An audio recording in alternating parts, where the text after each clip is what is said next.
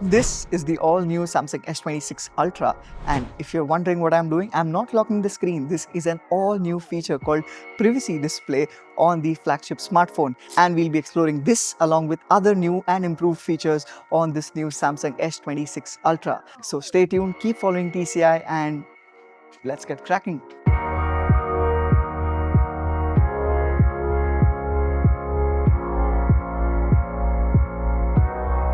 We at TCI have been invited as one of the first media people to preview the all-new launches about to happen at the 2026 Samsung Unpacked event.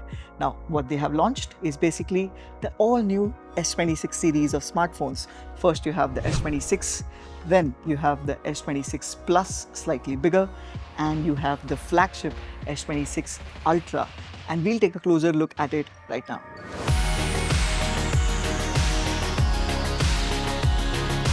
The Samsung Galaxy S26 Ultra does get privacy display, and we'll explore and let you know on how it works and how well it is allowed to function with the rest of the apps. But first, let's talk about the changes to the design.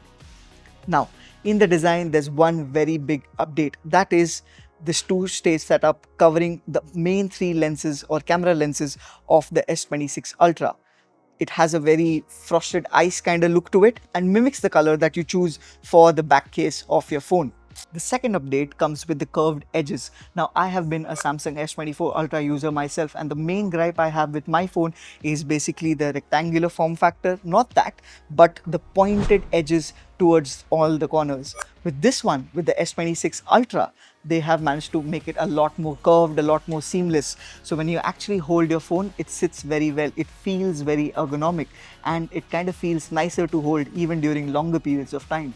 And another complementary feature that kind of comes along with the curved corners is the new updated S Pen. Now you only get it in two colors, black and white, while as the clicker mimics the color of the phone you choose. The curved pen itself has a more curved form factor, especially the clicker part. So you'll actually have to be a lot more conscious about the way you're putting the S Pen back in. However, the main part, does the S Pen now finally get Bluetooth for you to take photos?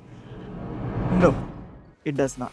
Now, coming on to a bit more technical changes on the Samsung S26 Ultra is the aluminium used on the framing. Previously, Samsung has used majorly titanium for the framing of the phone. However, on the new S26 Ultra, they've used aluminium. Why, you ask? The answer is threefold. First, it makes the phone lighter, which is why the new S26 Ultra is only 214 grams in terms of weight, whereas the previous flagships were around 218 to 220. But on a day-to-day usage, it makes the phone a lot more convenient to hold for extended periods of time. Second, durability. Aluminium is said to offer similar levels of durability when compared to titanium. So your accidental drops to the floor, aluminium seems to have you covered. Third, aluminium is said to offer better heat dissipation, so your phone will stay cooler for a lot longer.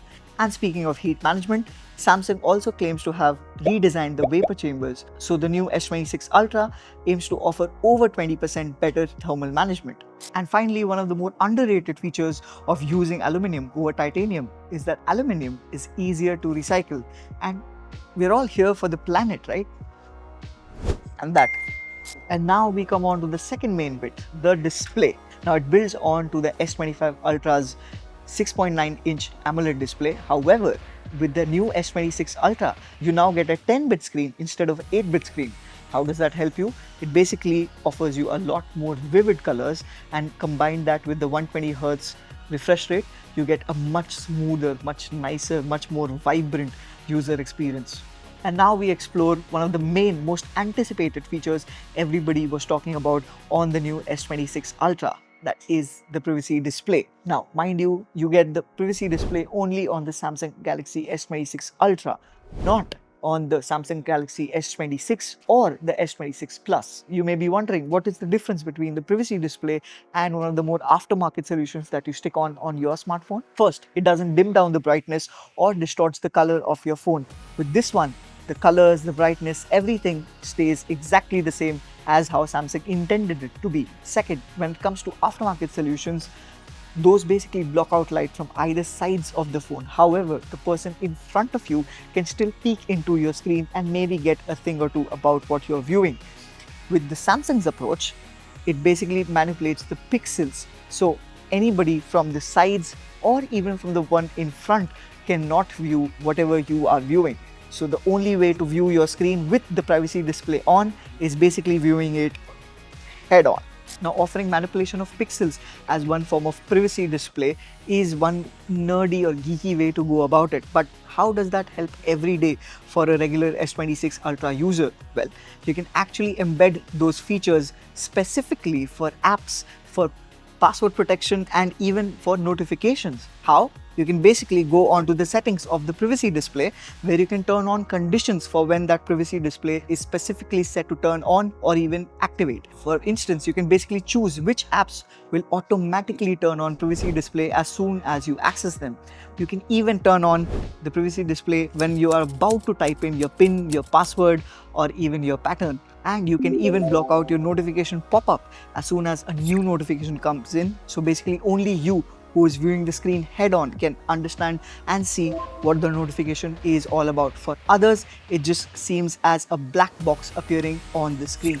And now for the main highlight bit of the new Samsung Galaxy S26 Ultra, it also now benefits from a new processing chip, specifically the Snapdragon 8 Elite Gen 5. And from what we've been told, Snapdragon has devised this chip specifically for the S26 Ultra to offer a lot more faster, a lot higher clocking speeds. So your daily performance should be a lot better. It ain't an Ultra if it does not pack the best camera capabilities that Samsung can offer.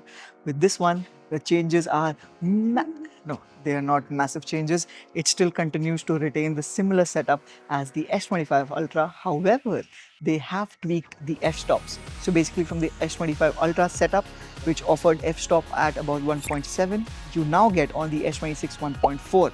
Similarly, for the telephoto one, it has gone down from 3.4 to 2.7. However, the ultra-wide remains the same. How does that affect you in daily usage? Well, it offers much better low-light performance. So shooting those low-light photos will offer much better clarity, much more natural colors, while offering much lesser grain. And those were the main highlight points of the new Samsung Galaxy S26 Ultra. However, what about the other phones, the S26 and the S26 Plus? Now, when it comes to the design and form factor and size of these other phones, the S26 and the S26 Plus, they do mimic the same aesthetics as seen on the new S26 Ultra. They do still get the curved edges on all the corners. They do have similar colors available as seen on the S26 Ultra. However, where they differ from the flagship phone is basically the screen size. While the S26 Ultra offers a 6.9-inch screen, the Plus gets a smaller 6.7-inch screen, whereas the S26 gets a 6.3-inch screen.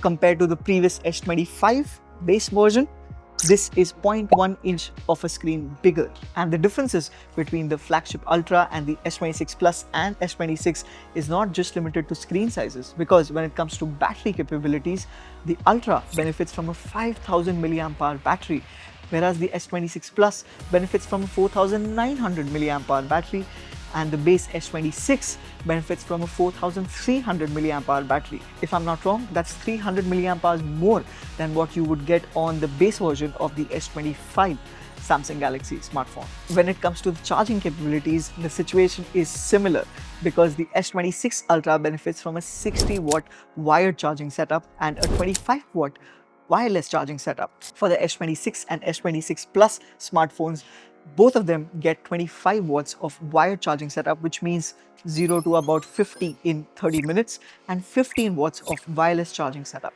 And there's one major difference when it comes to processing power between the S26 Ultra and these two phones, S26 and S26 Plus, and that is the chipset. The S26 and the S26 Plus get an Exynos 2600 chipset, which is the world's first 2nm chipset.